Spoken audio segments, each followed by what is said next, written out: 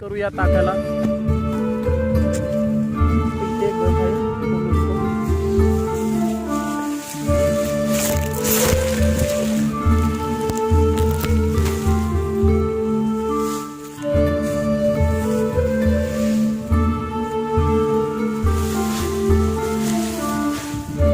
तर आपली गाडी आता फुल झालेली आहे.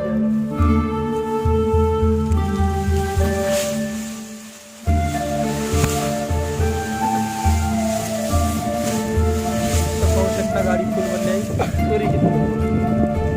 तर याला बांधून घ्यावं लागतं, कारण निसटलं ना सगळं पडून जातं. तर तुम्हाला एक दाखवतो आहे. कुठं गेली ती, कुठून आली गाडीच्या हातात.